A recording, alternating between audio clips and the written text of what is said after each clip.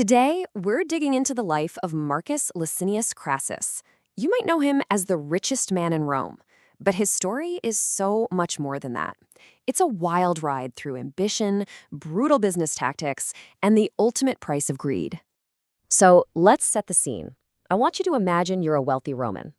You wake up in the middle of the night choking on smoke. You look out and your entire home, your beautiful villa, is going up in flames. It's a total nightmare. Who's the first person you call for help? Well, if your first thought was the fire department, you're out of luck. Because back in the late Roman Republic, there wasn't one. No public service, no emergency number, nothing. Fires were terrifyingly common, and you were pretty much on your own. So no, you don't call someone to put the fire out. You call the one man in Rome who sees your personal disaster as his next big investment. You call Marcus Crassus. You see, Crassus looked at this huge problem in Rome, these constant, devastating fires, and he didn't see a public crisis. He saw a business opportunity. He went and created Rome's very first fire brigade, but, and this is a big but, it came with a hell of a catch. Okay, so here's how his insane scheme worked. A fire breaks out, and boom, Crassus's private brigade of 500 trained men shows up. But they don't do anything. They just stand there while Crassus himself strolls up to you, the panicked owner, and makes you an offer to buy your burning house for a tiny fraction of what it's worth. If you say yes, his men jump into action and save what's left. And if you refuse, well, they just stand there and watch your home burn to the ground. It was literally disaster capitalism at its most ruthless. And was it profitable? Oh, you better believe it. The historian Plutarch tells us that Crassus took his family fortune from under 300 talents to an absolutely staggering 7,100 talents. To give you an idea, a single talent was a fortune back then. Plutarch even wrote that Crassus made public calamities his greatest source of revenue. He was buying up huge chunks of Rome on the cheap, and then he'd use his own workforce to rebuild and rent them out. Genius, right? And terrifying. But here's the thing, Crassus wasn't born with all this cash. Actually, as a young man, he lost absolutely everything. Rome was torn apart by civil war, his father and brother were killed, and Crassus had to flee for his life. He ended up a fugitive in Hispania with a price on his head. He only got his second chance when his side, led by the dictator Sulla, finally won the war. Sulla then started this brutal policy called proscription. Basically, he published hit lists of his political enemies. If your name was on it, anyone could kill you for a reward, and the state would confiscate all your property. And guess who was first in line at the grim auctions for that property? Yup, Crassus. He bought up the lands and homes of the dead and condemned for pennies on the dollar, rebuilding his family's fortune on their ruin. So he had the money, more money than he could ever spend. But there was one thing all that wealth couldn't buy him: glory. Real Roman prestige, what they called dignitas. His big chance to earn it came from a very unexpected place, a massive slave rebellion led by a certain gladiator you've probably heard of, Spartacus.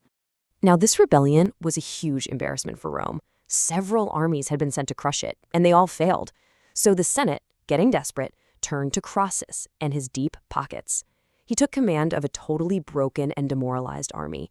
And to whip them into shape, he revived an ancient, brutal punishment called decimation. That's where you take a unit that failed and you make them kill 1 out of every 10 of their own men. The historian Appian put it perfectly. Crassus quickly showed his own soldiers that he was way more terrifying than the enemy they were about to face. His brutal methods worked. He eventually trapped and defeated Spartacus's army. But the victory wasn't enough for Crassus. He needed to send a message, a horrifying one. He took the 6,000 survivors from the slave army and had every single one of them crucified. They were hung up on crosses all along the Appian Way, the main road into Rome, for miles and miles. Their bodies were just left there to rot as a stark warning to anyone else who even thought about rebelling. But here's the ultimate insult. After all that, after winning this brutal war, he still didn't get the glory he wanted. Just as he was finishing things up, his biggest rival, Pompey the Great, shows up with his army. Pompey mops up a few thousand runaway slaves and then has the nerve to write to the Senate saying, "Sure, Crassus fought the slaves, but I ended the war." And because of that, Crassus was denied the ultimate military honor, a full triumph through Rome. The envy was just eating him alive. This bitter rivalry between Crassus, the money man, and Pompey, the military hero, really set the stage for the next chapter of Roman history. But they, along with a charismatic up-and-comer named Julius Caesar, realized they were stronger together. So they formed a secret, shaky political alliance that would come to be known as the First Triumvirate. And what's so fascinating is how they balanced each other out. You had Pompey with all his military street cred. You had Caesar, who was beloved by the common people. And then you had Crassus, who brought the one thing they both needed, an insane amount of money. He was the bank. He bankrolled Caesar's ambitions and Pompey's political moves, all because he thought their combined power could finally buy him the one thing he didn't have: glory. Crassus decided to make his own glory. Using his political influence, he got himself appointed governor of Syria, which put him right next door to the rich and powerful Parthian Empire. He saw his chance for a legendary military conquest, one that would finally put him on the same level as Caesar and Pompey. He was going to invade Parthia. And on paper, this should have been a slam dunk. Crassus marched into the desert with 7 of Rome's best legions. I mean, these guys were the heavy infantry that had conquered most of the known world. They were slow, they were powerful, and in a straight-up fight, they were practically unstoppable. But the whole campaign was an absolute catastrophe, and it all came down to a total tactical mismatch. The Romans were slow, heavy, and built for close combat. The Parthians, they were the exact opposite. They were light, incredibly fast horse archers who had no intention of getting into a slugging match with the legions. The Parthians used this brilliant and devastating tactic. They'd charge in on horseback, fire a storm of arrows, and then pretend to retreat. But as they rode away, they would twist around in their saddles and fire backwards with deadly accuracy. This was the famous Parthian shot. The Romans couldn't touch them, they couldn't fight them, they just had to stand there in their formations and get picked apart from a distance.